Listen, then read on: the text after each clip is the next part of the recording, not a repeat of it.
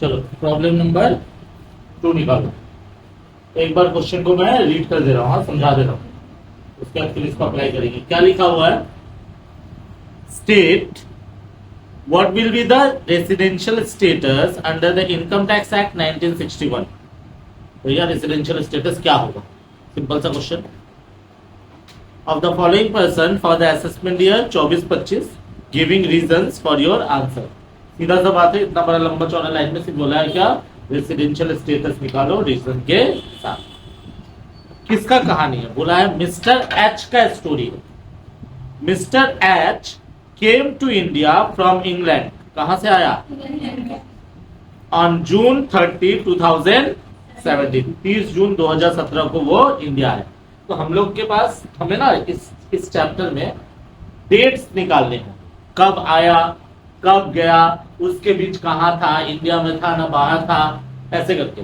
तो कब आया वो? 30 जून 2017 को आया। पहला सेंटेंस ये है, he stayed in India without break for 3 years and left for Germany on 1 July 2020। Simple सा स्टोरी है भैया। इंग्लैंड से आया कब? 30 जून 17 को, कंटिन्यू था और फिर 1 जुलाई 2020 को कहां चला गया? जर्मनी। तो इसका मैं थोड़ा सा स्टोरी लिख लेता हूं। ये बंदा इंग्लैंड से आया इंडिया। कब आया? 30 जून 17 को आया और फिर जर्मनी के लिए चला गया। कब चला गया? 1 जुलाई 2000।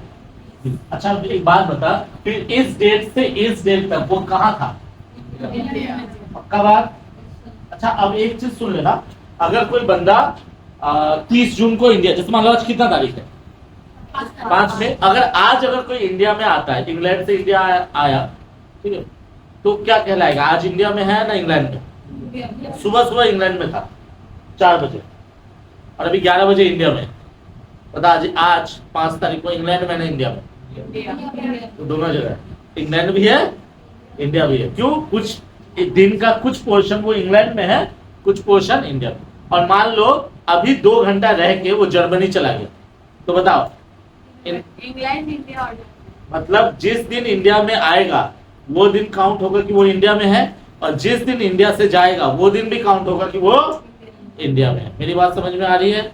चलिए बहुत अच्छे। तो भैया इसका मतलब इस डेट से इस डेट तक वो इंडिया में है, मतलब 2 जुलाई 2020 से वो इंडिया में नहीं है। ठीक बोला मैंने? नहीं बोला? ठीक, आवाज नहीं। 1 जुलाई 2020 को जब जा रहा है तो 1 जुलाई को सांस लेके गया होगा ना, तो 1 जुलाई 2020 को वो इंडिया में ही है, 2 जुलाई 2020 से वो इंडिया में नहीं है। चलो आगे बढ़ते हैं, यहां तक स्टोरी क्लियर है। फिर बोला है ही रिटर्न टू इंडिया, फिर आ गया जर्मनी से इंडिया। कब आया? 1 अप्रैल 2021। ही रिटर्न आ गया, सेंटेंस का ये बोला ही रिटर्न टू इंडिया ऑन 1 अप्रैल 21। 1 अप्रैल 21। अब बताओ 1 अप्रैल से फिर इंडिया में है, 1 अप्रैल से फिर इंडिया में है। चलिए बहुत अच्छे। फिर क्या बोला है? और कुछ बोला है? And remain in India till 31 जुलाई 22। और आने के बाद 31 जुलाई 2022 तक इंडिया में था। फिर क्या हुआ? On 1 August 22 he went to USA. फिर यहां से यूएसए चला गया। कब? 1 अगस्त 22। सही बात है? ये वर्ल्ड टूर पे। चलिए There he was employed in a mercantile farm at a salary of इतना छोड़ दो। He was transferred to and joined Indian branch of the same farm on 1 January 24। फिर इंडिया आ गया।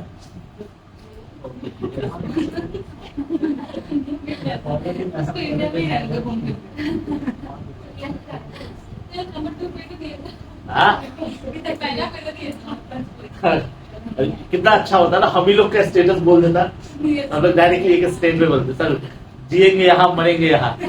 हो गया रेसिडेंशियल स्टेटस, क्या हो गया? R1 ना। Yes. तो फिर मार्क्स तो 1 मार्क्स का होता ना, फिर तो 12 तो नहीं होता। बोलो ठीक बोल रहा है नहीं बोल रहा? Yes. अच्छा ये क्वेश्चन 12 का नहीं है, 6 का ही है। प्रैक्टिकल अगर आता है तो 2 प्रैक्टिकल मिला के 12 होगा, एक कभी 12 का नहीं आएगा। ठीक है, तो इस चैप्टर से थ्योरी प्रैक्टिकल सब मिला के 12 होता है। याद रख, इसको अगर तू 48 घंटा लगातार भी अगर दे दोगे तो भी पास हो जाओगे, क्योंकि इसको ही फोकस करना है मेनली। ठीक, चलिए तो क्या कहानी था, पहले तो मैं नंबर ले लेता हूं, नहीं तो फिर गंडगोल हो जाएगा। 1 नंबर इंग्लैंड में था, फिर 2 नंबर जर्मनी गया, फिर 3 नंबर यूएसए गया, यही तो। इंग्लैंड से इंडिया, फिर जर्मनी, फिर इंडिया, फिर यूएसए। पक्की बात। अब हम ना यहाँ पे थोड़ा सा देखते हैं। अच्छा उसके बाद बोला है and remain in India till 31 मार्च। उसके बाद यहाँ आके यहीं रह गया और दूसरा कंट्री में नहीं गया। अच्छा बात है ना। आने के बाद यहीं पे रह गया, कब तक रह गया? 31 मार्च।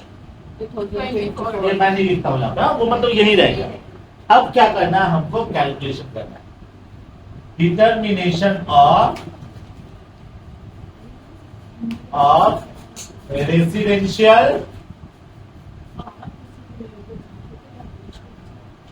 स्टेटस ऑफ क्या है mister H for the assessment year क्या 2024-25।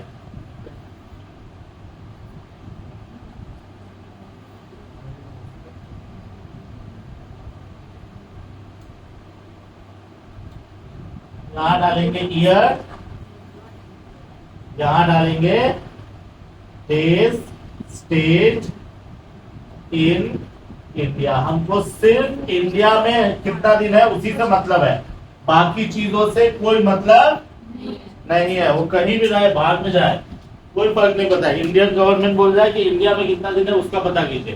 तो पहला डेट हम लोग का क्या है 2023-24 जो कि हमारा प्रीवियस ईयर था, और उसके बाद ले लो 2022-23, 2021-22, 2020-21। कौन सा इंक चल रहा है, किससे लिख रहा था? हाँ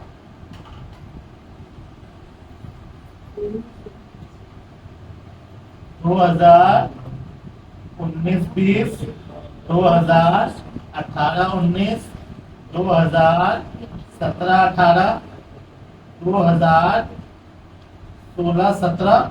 कितना साल हुआ? 1 1 2 3 4 5 6 7 8 2000 जगह लिखना चाहिए। 2016-17, 2015-16, 2000 ठीक लिखाना मैंने। 1 2 3 4 5 6 7 8 9 10 और एक और लेना पड़ेगा 2013-14। 11 साल का टोटल इंफॉर्मेशन लिखना पड़ेगा। हाँ ओके, 12 साल में तो कुंभ हो जाता है। ठीक है भाई, 11 years। तो बात समझ में आना है। 11 सोच के सर ने बोल दिया 11 तो 11, बाद में खुद समझ में आएगा कि 11 क्यों लेना है। चलिए आते हैं यहाँ से, क्योंकि हमारा रूल्स जो है ना उसमें मैक्सिमम 10 प्रीसीडिंग ईयर है, मतलब प्रीवियस ईयर से पहले का मैक्सिमम 10 साल तक चेक करना है, इसलिए 11 साल दिया। ये हमारा प्रीवियस ईयर, इससे पहले का 10 साल। अब हमें अच्छा बात बता, अभी कौन सा साल चल रहा है? इतना टाइम लगता है? चलो अच्छा 23-24 पहले आया होगा कैलेंडर में ना, 24-25 उसके बाद 25-26, 23-24, 24-25, 25-26, 26 ऐसे तो ये ना हम लोग का सीधा तरीका है डेट गिनने का। तो हम लोग हमेशा पीछे से डेट गिनना चालू करें। पीछे से मतलब क्यों? ये तो था इजी होगा, ठीक है। नहीं तो अभी मैं तुमसे अगर पूछ दूं कि बताओ तो 4 मई कौन सा डे था? 4 मई 2025 कौन सा दिन था? 4 मई 2026। देखना पड़ेगा, थोड़ा मेहनत करना पड़ेगा, सही बात है ना। तो जो बीत चुका है वो आसान होता है कैलकुलेट करना, जो आने वाला है उसका कैलकुलेशन मुश्किल हो, इसलिए पीछे से देखेंगे। अच्छा ये बंदा कब आया इंडिया? 30/6/17 को इंडिया आया। 30/6/17 को इंडिया। तो 30/6/17 मतलब कौन सा साल है ये? 17-18 ये है तेरा 17-18। बोलो है कैलेंडर ईयर हम लोग पढ़े ना अकाउंट्स में। कैलेंडर ईयर बोल दिया। फाइनेंशियल ईयर कब से स्टार्ट होता है? 1 अप्रैल से स्टार्ट होता है, 31 मार्च तक जाता है। तो 1 अप्रैल 24 और 31 मार्च 25 अगर है तो इसको क्या बोलेंगे? 24-25 ऐसे ही बोलते हैं ना। तो ये हमारा 30 जून 17 है। कब से कब का पीरियड में है? 17-18 अप्रैल 17 से लेके मार्च 18 के बीच का 18 के बीच का पीरियड है। तो 17-18। अच्छा ठीक है। अच्छा तो 17-18 में पहला बार इंडिया आया था। 17-18 में अब बोलोगे सर कैसे पता चला पहला बार? वो इंग्लैंड से इंडिया आ रहा है, कुछ भी नहीं बोला हुआ है, तो हम लोग यही मान ले रहे कि वो अगर वो इंडिया का बंदा होता तो बताता ये क्या कि वो इतना तारीख को फलाने तारीख को पहली बार इंडिया से इंग्लैंड गया, फिर इंग्लैंड से इंडिया आया, फिर जर्मनी गया, फिर इंडिया आया, फिर यूएसए गया, फिर इंडिया आया। तो इसका सोर्स कहाँ दिखा रहा है? इंग्लैंड। तो हम लोग मान लेते हैं कि ये बंदा इंडिया का नहीं था, इंडिया के बाहर था। एच फॉर हॉकिंसन ऐसे लिखा हुआ। ठीक है। तो कब आया इंडिया? 17-18 में। 17-18 में। तो बताओ 13-14 में कितना दिन इंडिया में? 14-15 में कितना दिन इंडिया में? 15-16 में कितना दिन इंडिया में? 16-17 में कितना दिन इंडिया में? 17-18 में कितना दिन इंडिया में? 9 months बेटा डेज गिनना है। 17-18 में आया है इंडिया, पक्की बात है। 17-18 में वो इंडिया आया है ना। तो यहां तक मैंने डायरेक्ट नील क्यों किया? भैया आया ही नहीं था इंडिया में तो कैसे, क्या जरूरत है? जीरो को काउंट कर सकते हैं क्या हम लोग? नहीं, इसलिए डायरेक्टली कर दी। अच्छा अब आते हैं यहाँ पे कब आया इंडिया। और 30 जून से कब तक इंडिया में है? 30 जून 17 से लेके 1 जुलाई 20 तक वो इंडिया में है। बोलो ठीक बोला मैंने? 30 जून 17 देख 30 जून को आया था और 1 जुलाई 20 तक इंडिया में था। बोलो ठीक बोल रहा हूं मैं? तो 30 जून 17 को आया, 1 जुलाई 20 तक इंडिया में है। मतलब इसको तोड़ते हैं, ईयर वाइज तोड़ते हैं इसको। तो ईयर वाइज अगर तोड़ेंगे हम लोग का साल कब खत्म होता है? 31 मार्च मार्च में। तो पहला 30 जून 17 से लेके 31 मार्च 18 तक इंडिया में है। बोलो ठीक। अब यही क्योंकि क्योंकि हम लोग का अकाउंट्स टैक्स का साल कब खत्म होता है? मार्च में। तो 30 जून 17 को जब आया होगा, 30 जून 17 को, जुलाई 17 रहा होगा इंडिया में, अगस्त 17 रहा होगा, सितंबर 17 रहा होगा, अक्टूबर 17, नवंबर, दिसंबर 17, जनवरी 18, फरवरी 18, मार्च 18। जैसे मार्च 18 कंप्लीट हुआ उसका वो साल भी। अब उसके बाद 20 तक इंडिया में, इसका मतलब फिर अगला साल 1 अप्रैल 18 से लेके 31 मार्च 19 तक भी इंडिया में। क्यों? 3 साल बोला था क्वेश्चन में, 3 साल तक लगातार इंडिया में है। तो ये वाला पीरियड में भी वो इंडिया में है। अच्छा उसके बाद 1 अप्रैल 19 से लेके 31 मार्च 20 तक भी वो इंडिया में है। बोलो ठीक बात है? उसके बाद ये कब गया बाहर? जुलाई। तो इसका मतलब 1 अप्रैल 20 से लेके 1 जुलाई 20 तक इंडिया में। बोलो ठीक बोला मैंने? 3 साल लगातार तो था, लेकिन उसको ईयर के हिसाब से अगर ब्रेक करे तो 17-18 में वो इस पीरियड में इंडिया में है, 18-19 में तो पूरा इंडिया में है, 19-20 में भी पूरा इंडिया में है, लेकिन 20-21 में वो सिर्फ अप्रैल, मई, जून और जुलाई का पहली तारीख को इंडिया में। दिन गिनना है रे बेटा, दिन गिनना है, कुछ नहीं करना है। दिन नहीं गिनते हैं तो तोता मैना लोग दिन गिनते हैं ना, जब नहीं मिलते हैं तो वही दिन गिनना है। समझ में मेरी बात आ रही है? तो अभी भी हम लोग को दिन गिनना है। ये दिन गिनेंगे तो मार्क्स मिलेगा, वो दिन गिनेंगे तो कुछ नहीं मिलेगा। अब की बात है। चलिए अब क्या करेंगे? यहां तक हो गया। अच्छा मैं ना थोड़ा पूरा हिसाब कर लेता हूँ। 20 तो गया, फिर कब आया?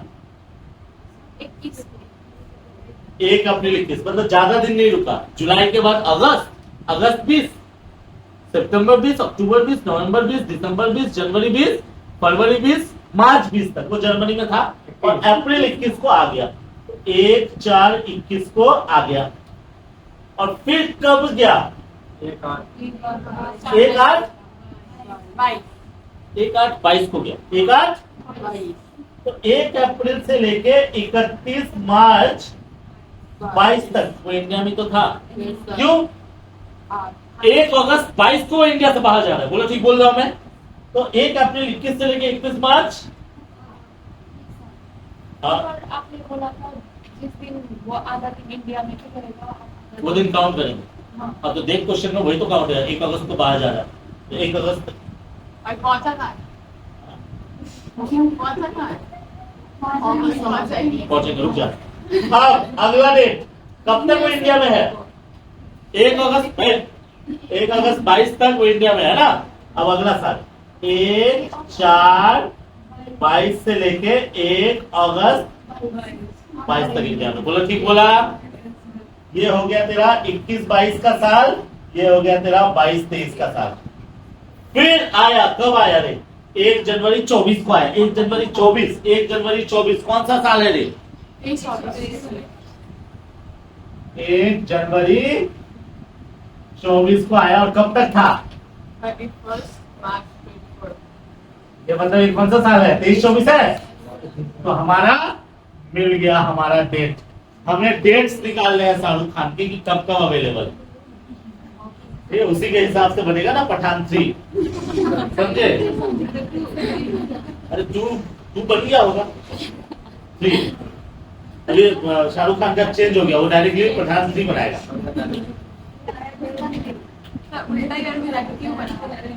सीधा बनाओ, बना कोई दिक्कत नहीं, क्या फर्क पड़ता? कोई फर्क नहीं पड़ता क्योंकि जनवरी 24 में आया, फरवरी 24 है और मार्च 24 में जाके हम लोग का प्रीवियस ईयर क्लोज है, इसीलिए हम लोग वही। समझे कोच कहानी? यहीं पे फंसोगे। अब आते हैं वापस से, बातें नहीं। अब बताओ 17-18 में कितना दिन इंडिया में है? 30 जून से लेके तो जून में कितना दिन? 1 दिन। जून का 30। जुलाई में कितना दिन? 31। अगस्त में कितना दिन? 31। सितंबर में, अक्टूबर, नवंबर, दिसंबर, जनवरी, बातें नहीं, फरवरी, मार्च, टोटल 1 2 3 4 5 6 7 8 9 9 या 27, 1 2 3 4 5 275 दिन। मतलब 17-18 में कितना दिन इंडिया में है? ठीक बात नहीं? अरे बेटा यहाँ से लेके दिन कितना, यहाँ से यहाँ इंडिया में है। अब गिन, जून में कितना दिन इंडिया में? जुलाई में, अगस्त में, सितंबर में, अक्टूबर में, नवंबर में, दिसंबर में, जनवरी में, फरवरी में, मार्च में। सबका दिन लिख लिए, जोड़ लिए, खत्म। बिग बुआ तो 29 लेंगे।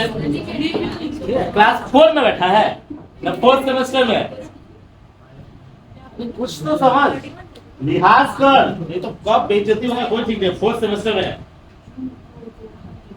आए 18-19 आए। चलो ये हो गया हम लोग का 1 अप्रैल 18 से लेके 31 मार्च 19 पूरा साल इंडिया में। एकदम ऐसा आया तो लॉटरी है सर।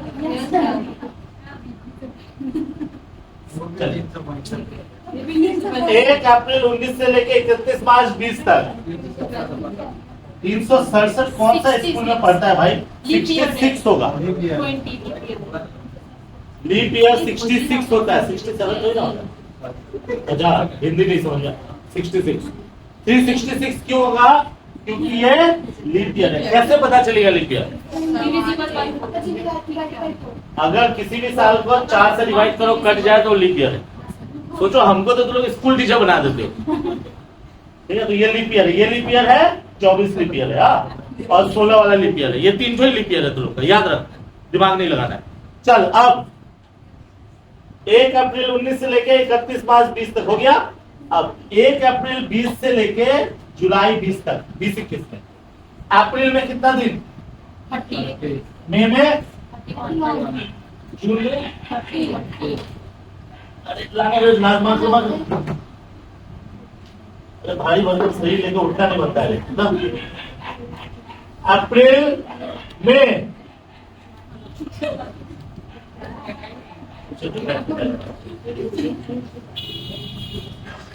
अप्रैल में, जून, जुलाई में कितना दिन? 31, नहीं कहां तक है बहुत बड़ी। जुलाई में 1 दिन। 1 अप्रैल से 1 जुलाई काहे 31? 1 अप्रैल से स्टार्ट हुआ और 1 जुलाई तक है, तो काहे होगा भाई? तो ठीक बोल रहा मैं। कितना है डेज? 92 डेज। चलिए आगे 21-22 में, 1 अप्रैल 21 से 31-22 तक लॉटरी लगा फिर से। अच्छा उसके बाद 22 में अप्रैल से अगस्त तक, अप्रैल से अगस्त तक सर, अप्रैल मई जून जुलाई अगस्त कितना आया? 123 दिन हो गया। अब यहां पे जनवरी से मार्च तक 23-24 में, जनवरी फरवरी मार्च कितना है? 90 डेज मिल गया। अब हम लोग क्या करेंगे? रूल अप्लाई करेंगे। डेज मिल गया तो क्या अप्लाई करेंगे? रूल अप्लाई करेंगे। चलो करे चलिए रूल क्या बोलते हैं? स्टेप 1 में रूल याद नहीं होगा मेरे को पता है, फुल कॉपी। स्टेप 1 क्या बोलता है? बोलता है he not be in India, he must be in India for at least 730 days. कितना दिन? सॉरी 182 है प्रीवियस ईयर में, लगा ही नहीं। तो दूसरा वाला देखेंगे और है ना। अब रुक इतना क्या हड़बड़ाना। दूसरा वाला रूल 3 लोगों में लागू नहीं होता है, तो ये वो 3 लोग नहीं ना है। क्या ये एम्प्लॉयमेंट के लिए बाहर जा रहा है? ये आ रहा था इंडिया में, जा नहीं रहा, आ रहा है, इंग्लैंड से इंडिया आया है काम करने के लिए। हाँ उन्हें दो ना, इंडिया से बाहर जा रहा है।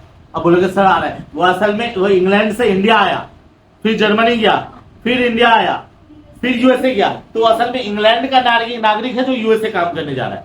भारत का थोड़ी ना कि भारत का कोई बंदा इंडिया से बाहर जा रहा है काम करने के लिए, ऐसा नहीं ना है। वो इंग्लैंड का बंदा है जो यूएसए गया काम करने, समझे? तो ये पहला वाला तो हुआ नहीं। अच्छा एक क्रू का मेंबर है, अगर होता तो बताता। क्या ये इंडियन ओरिजिन है जो घूमने आया है? भैया पैसा वैसा लेके काम कर रहा है, कैसे घूमेगा? हो सकता है बताया है इंडियन ओरिजिन, नहीं बताया मतलब नहीं है। हो सकता है उसका दादाजी कोई हो सकता है, लेकिन बताया नहीं है ना, तो कैसे पता चलेगा आपको? तो हम लोग यही मानेंगे कि वो जो 3 कंडीशन था, अगर होगा तो बताएगा, फिर नहीं बता रहे हो तुम तो हम मान लेंगे कि नहीं हो। तो इसका मतलब दूसरा रूल अप्लाई करेंगे या नहीं करेंगे? दूसरा रूल क्या बोलता है? He or she must be in India for at least 60 days in the previous year। भैया 60 दिन, हाँ सर है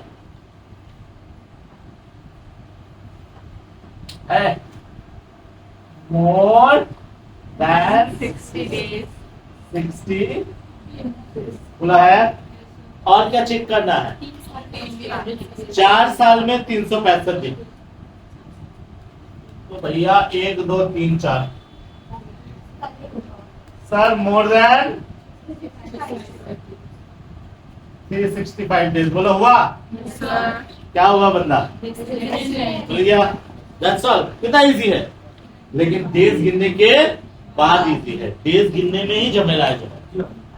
रेसिडेंट क्यों हुआ समझे? क्योंकि 60 दिन से ज्यादा भी है, 304 साल में 365 से ज्यादा भी है। अब क्या है, रेसिडेंट होने के बाद क्या चेक होगा? चलो आरओआर का क्या रूल था? 7 साल में 7 साल लो, वो 3 तो ले लेगा ना। कितना जोड़ दो? जो लेखा जोड़ना नंबर्स बोलना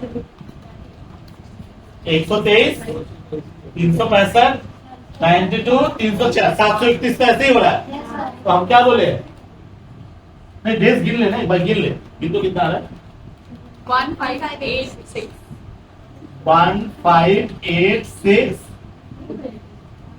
yes, क्या हो गया मोर देन 730 डेज याद रखना 7 सालों में 730 दिन 7 सालों में 730 दिन 7 सालों में 730 अच्छा और ये 365 वाला डेज गिन एक बार 365 वाला भी डेज गिन तो 1 साल 2 साल 3 साल 4 साल दोनों मिला के 731 8 घटा दे 800 940 यहाँ पे हुआ कितना 946 डेज मैंने लिख दिया ताकि समझ आ जाए बोलो हो गया अब आरवार का 2 रूल है उसका हर साल का रेसिडेंशियल स्टेटस चेक हुआ होगा तो चेक कर भैया चेक कीजिए चेक कीजिए चेक कीजिए चेक कीजिए यहाँ पे आया नॉन रेसिडेंट क्यों कोई बताएगा सिंपल सा जवाब अभी इंडिया आया ही नहीं तो नॉन रेसिडेंट 14-15 में 15-16 में 16-17 में यहाँ क्यों 182 से ज्यादा हो गया यहाँ क्यों 182 से ज्यादा हो गया यहाँ क्यों यहाँ रेसिडेंट 60 से ज्यादा है और 1 2 3 4 365 से ज्यादा है ठीक बोला मैंने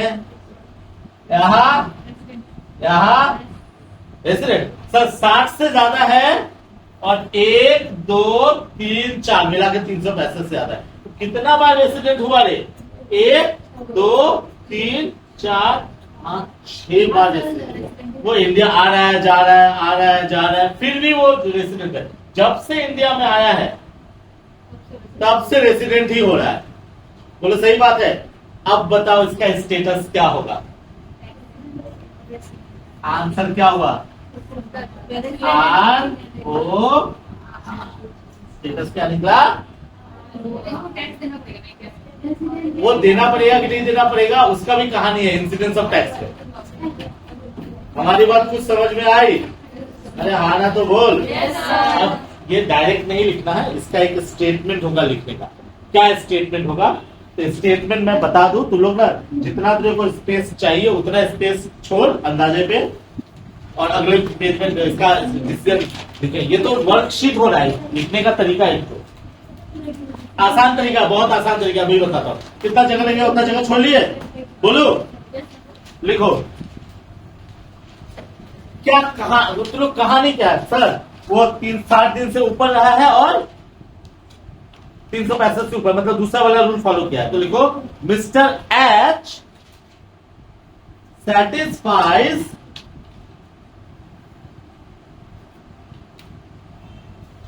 section 61C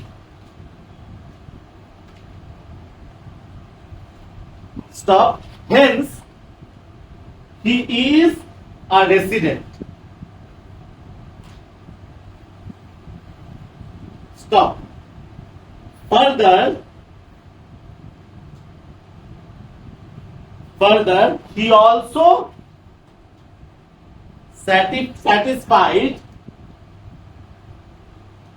both the conditions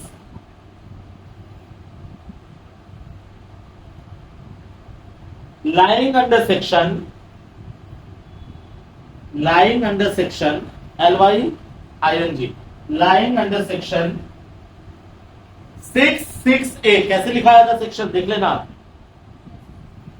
66A दोनों कंडीशन सेटिस्फाई किया stop so his residential status will be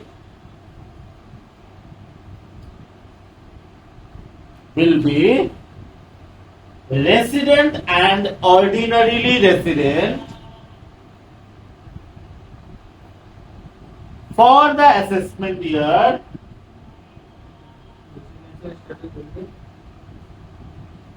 resident and ordinarily resident for the assessment year